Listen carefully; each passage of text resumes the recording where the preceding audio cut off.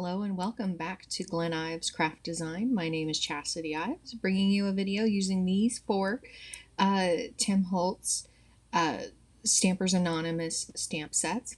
I also use another one here, which you'll see shortly.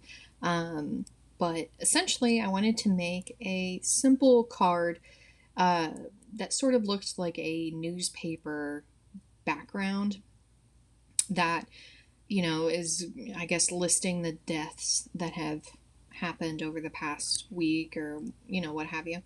So I am here arranging how I want my card to look, like the card front.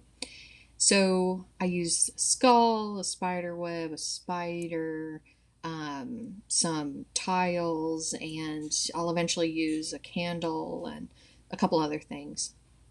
So after I figured out how I wanted to lay it out, I took a picture of it because I'm going to make more than one of these, and I didn't want to forget how I wanted it arranged.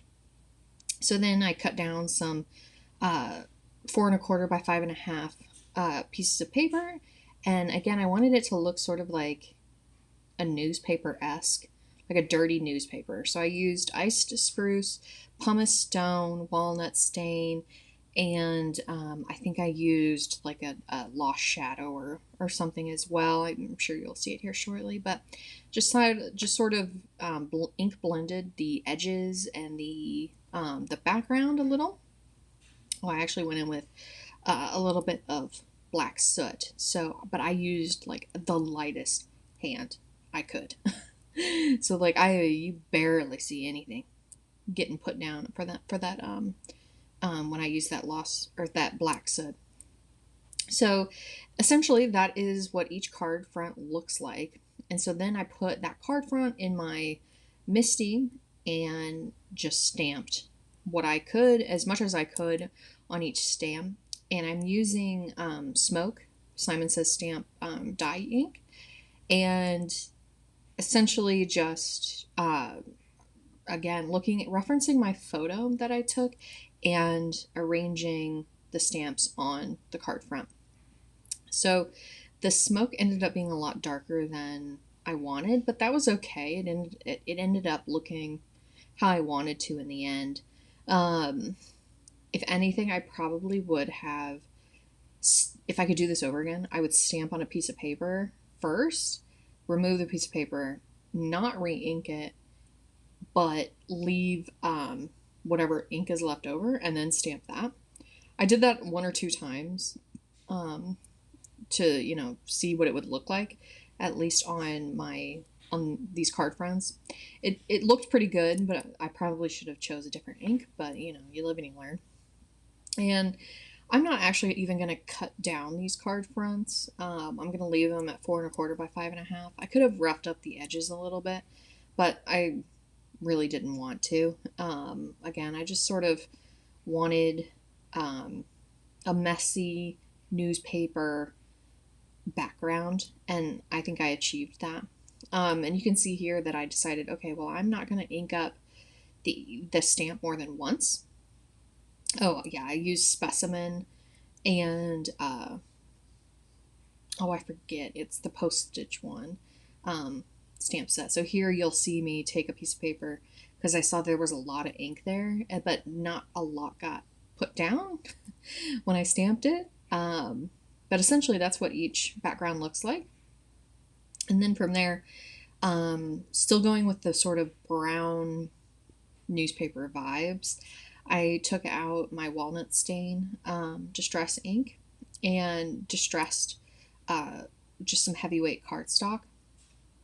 And it doesn't really need to be ink blended all that well because as you see here shortly, we'll take out the Undertaker skull with the top hat and stamp that on this image. So I took out my other MISTI and lined that up, and I ended up making 4 cards, 3 of which I cut out the skull with the top hat. The other one I propped those up on foam tape. The other one I just laid just a single layer card because I didn't feel like cutting it out. So after I stamped all of those. I just then took out my iced spruce again and just gave a sort of somewhat dimensional look to the skull and top hat, and I just sort of tried to ensure that I was giving it shadows, because again, some of these three of these I'm gonna cut out, one I'm not.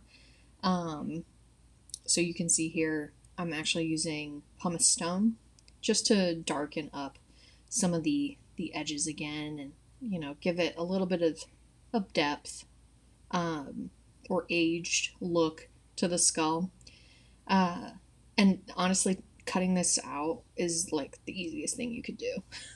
So I'm not going to show how I cut out this piece of paper. It's really easy. So after I did that, I then was like, okay, well, I want some sort of splatter on the background. So I have, I believe it was frozen fog, as well as a walnut stain spray stain here. So it ended up being a lot more brown than I thought, but again, it still gave me the newspaper vibes I was going for.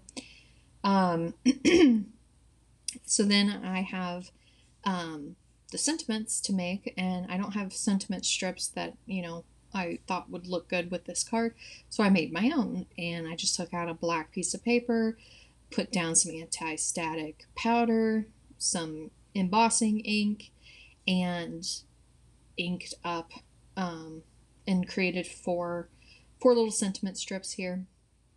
And it's the Keep Calm and Eat Candy sentiment strips, which I thought was kind of ironic, being a skull and all. But anyways, then I just took out some dot runner from Simon and just put those down. Like I said, I didn't trim it or anything.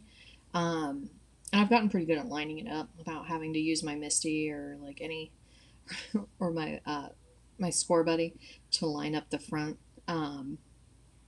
Again, it ended up looking a lot more brown, but in the end, it gave me exactly what I wanted, which was cool. And here I am trying to figure out where to put the sentiment.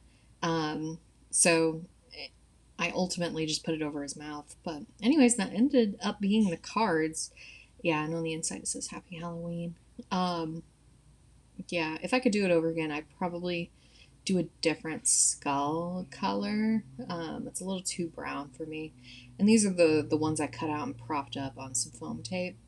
And the next card is the single layer, which does not have any other background on it, which kind of looks like a wanted poster now that I look at it, which is kind of cool. But anyways, thanks so much for watching, and I'll see you in the next one.